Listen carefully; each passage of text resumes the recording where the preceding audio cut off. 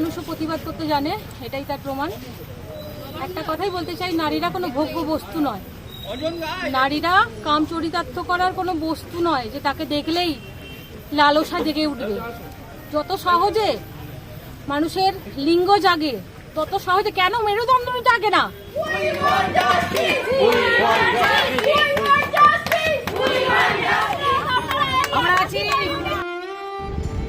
রাত পেরোলেই স্বাধীনতার ধ্বজা ভারতের আকাশে নতুন আনন্দে মেতে উঠলেও বাংলার আকাশে স্বাধীনতাকে সামনে রেখে এক অধিকার নিয়ে মাতবে বাংলার জনগণ।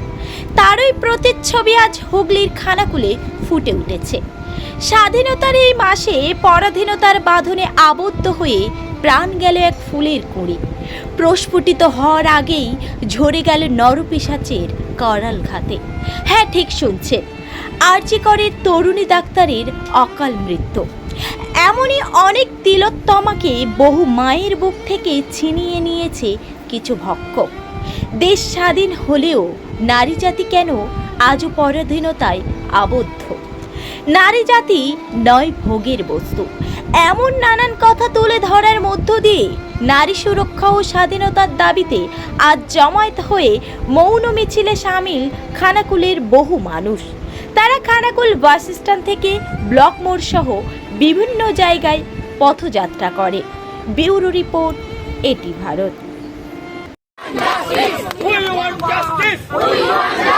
আজকে আমরা আরজি করের যে জঘন্য, নৃশংস, ঘৃণ্যতম যে ঘটনা ঘটেছে তার প্রতিবাদে আজকে পথে নেমেছি। মূলত কোথা থেকে শুরু হয়েছে? এটা শুরু হয়েছে খানাকুল বাস স্ট্যান্ড থেকে। আমরা এসে পৌঁছেছি খানাকুল ফুটবল গ্রাউন্ড পর্যন্ত। কাদের উদ্যোগে করছেন মোটামুটি? এটা আছে আমরা খানাকুল গ্রামবাসী বৃন্দ, আমরা সব শ্রেণীর মেয়েরা রয়েছি এতে। আপনাদের কি দাবিটা কি মূলত? আমাদের দাবি, আমাদের কর্মক্ষেত্রে আমরা যারা কাজ করি, যারা নার্সিং প্রফেশনে আছি বা ডক্টরের প্রফেশনে আছি, তাদের মানে ফুল সিকিউরিটি, আর এই যে জঘন্য ঘটনা ঘটেছে তার পূর্ণাঙ্গ তদন্তের শেষে তার যেন মানে নির্মম শাস্তি হয়। যারা এর সঙ্গে জড়িত তাদের যেন নির্মম শাস্তি হয়, এটাই আমাদের দাবি। এই ঘটনাকে কেন্দ্র করে একজনকে গ্রেফতার করা হয়েছে, সেই বিষয়ে কি বলবেন? সে বিষয়ে বলবো, উনি একমাত্র দোষী নন, উনি একজন আইওয়াস মাত্র। এর পিছনে আরো অনেক কেউ আছে। সিবিআই তদন্ত করেছিল, তো সিবিআইয়ের উপর কি আস্থা আছে আপনাদের? আমরা সিবিআইয়ের উপর পূর্ণ আস্থা রাখি। আপনার পরিচয়? হ্যাঁ, আপনার নাম? আমার নাম সাফিনা পারভিন। আমি খানাকুল হসপিটালের, ধরমপুরে বাড়ি, খানাকুল হসপিটালের একজন এএনএম স্টাফ। আজকের বিষয়টা হচ্ছে যে আরজি কর হসপিটালে যে মহিলা ডাক্তারকে যে নৃশংসভাবে হত্যা করা হয়েছে, তার প্রতিবাদে আমরা আজকে বাইরে বেরিয়েছি। আজ যদি আমার বাড়ির কোনো মহিলা হতো বা আপনার বাড়ির কোনো পুরুষ মহিলা হতো, কোনো বোন বা মা হতো, তাহলে তারাও নিজের মতো করে আজ তাকে রক্ষা করার জন্য নিশ্চয়ই রাস্তায় নামতো। আজকে তাকে আমরাও একজন মহিলা, আমাদের প্রত্যেকের সুরক্ষার দরকার। আমাদের ছেলেমেয়েরা বাইরে সবসময় যাবে লেখাপড়ার জন্য, যে কোনো কাজের জন্য, তাদের সুরক্ষার আর কোনো চিন্তা থাকছে না, মানে ভয় করছে প্রতিটা পরিবার এখন ছেলে মেয়েদের বাইরে বার করতে ভয় পাচ্ছে। এই ভয়টা তাদের মধ্যে যেন না থাকে, আমরা যেন সুরক্ষিত থাকি। এবং আগামী দিনে এমন এই যে নৃশংস হত্যাকাণ্ড হয়েছে, এর প্রতিবাদে আমরা ধিক্কার জানাচ্ছি এবং আগামী দিনে এই হত্যাকাণ্ডের জন্য এমন দৃষ্টান্তমূলক শাস্তি দেওয়া হোক যেন যে অপরাধীরা এ কাজ করেছে তারা ভাবতেও না পারে। এই কাজ করা তো দূরের কথা, তারা আগামী দিনে এই সম্পর্কে, মহিলাদের সম্পর্কে বা মহিলাদের ক্ষতির কথা যেন কোনোদিন ভাবতে না পারে। এটাই আমাদের। এই ঘটনাকে কেন্দ্র করে আজকে কি করলেন? আজকে আমরা প্রতিবাদ করছি মৌনভাবে, যে আমরা সবার কাছে মোমবাতি জ্বালিয়ে প্রতিবাদ জানাচ্ছি যেন এই ঘটনা দ্বিতীয়বার না ঘটে। কোথা থেকে কোথা পর্যন্ত এই মিছিলটা? আমরা সব সময় মহিলারা আমরা মৌন থাকবো, আমরা সবসময় আছি, আমরা সব সময় থাকবো। আমরা এই মিছিলটা খানাকুল বাস স্ট্যান্ড থেকে আর খানাকুল মোড় পর্যন্ত এসেছি। আপনার নাম দিদি? আমার নাম সুপ্রিয়া ধারা। আপনি কোনো? হ্যাঁ, নিশ্চয়ই। আমরা একটা মহিলা সংগঠন থেকে এসেছি এবং শুধু মহিলা সংগঠন না, আমাদের স্বনির্ভর দল এখানে সঙ্গে যুক্ত রয়েছে, সব মহিলারা এবং আমাদের দিদিমণিরা আছে, অনেক স্টুডেন্টরা রয়েছে, সমস্ত মহিলারা রয়েছে। আমাদের খানাকুল 1 নম্বর পঞ্চায়েত ব্লক যত মহিলারা আছেন সবাই এই মিটিংয়ে সামিল হয়েছে। আরজি করে যে নৃশংস ঘটনা ঘটেছে তার প্রতিবাদে আমরা মৌন মিছিল বের করেছি। খানাকুলের মানুষও প্রতিবাদ করতে জানে, এটাই তার প্রমাণ।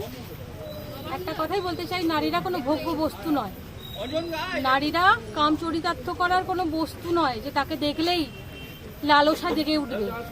যত সহজে মানুষের লিঙ্গ জাগে তত সহজে কেন মেরুদণ্ড জাগে না?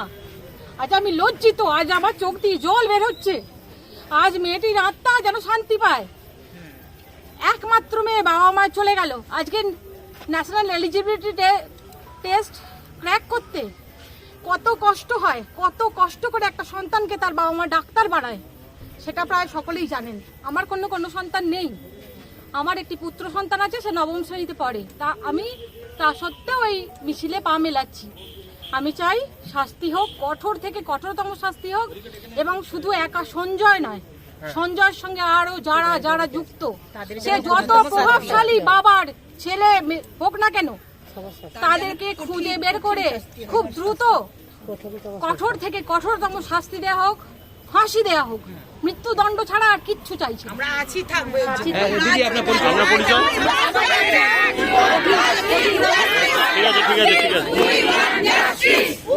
আছে। আমরা আছি, থাকবো। স্যার আসুন। আজকের বিষয়টা নিয়ে আজকের বিষয়ে আমরা সকলেই জানি, রাজ্যবাসী সারা দেশবাসী জানি যে কি একটা বিভৎস ঘটনা ঘটেছে আরজিকর মেডিকেল কলেজ।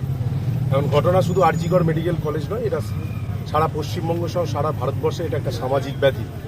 এর শেষ যেন এখানেই হয়। আগামী দিন যেন নতুন একটা দিন আমরা দেখতে পাই, যেখানে আমরা ভালো মানুষরা আমরা যেন সুন্দরভাবে সুস্থভাবে থাকতে পারি, এবং আজকের এই মিছিল থেকে আমরা বাড়ি ফিরে যাব, যাতে আমাদের আগামী দিনের যারা সন্তান সন্ততি যারা আছে তারা যেন এটা জানে যে সামাজিক ব্যাধির মধ্যে নয়, সমাজকে উন্নত করার জন্যই আমাদেরকে এগিয়ে যেতে হবে। সামাজিক ব্যাধি নিয়ে আমাদের সমাজে বাস করা যাবে না, মানুষের মতন থাকা যাবে না। এই বার্তাটাই আমি সকলকে দিতে চাই। আর আমরা চাই যাতে আমাদের এই ডাক্তার যিনি এই আছেন মানে মারা গেছেন, যার উপর এই পাশবিক অত্যাচার হয়েছে, উনি যেন বিচার পান, বিচারটা বিচারের মতন যেন হয়, এবং এই যারা একসঙ্গে যুক্ত আছে এই ঘটনার সঙ্গে, আমরা যেটা সংবাদপত্রে বা সংবাদ মাধ্যমে দেখতে পাচ্ছি, যেন সকলেই শাস্তি পায়, এটুকু। এই ঘটনাকে কেন্দ্র করে আজকে আপনাদের কাদের তরফ থেকে কি বললেন? কাদের তরফ থেকে কি করলেন? তাদের তরফ থেকে এখানে নাগরিক সমাজ, আমরা সকল খানাকুলবাসী এটা নেমেছি, এবং এটা সোশ্যাল মিডিয়া সেই পাওয়ারটা দেখিয়েছে, এতজন মানুষকে এই জায়গায় আনতে বাধ্য করেছে। আমরা দলমত নির্বিশেষে এবং লিঙ্গ নির্বিশেষে আমরা সবাই নেমেছি। আমরা পুরুষরা এবং মহিলারা হাতে হাত মিলিয়ে আমরা এখানে নেমেছি। আপনার পরিচয়?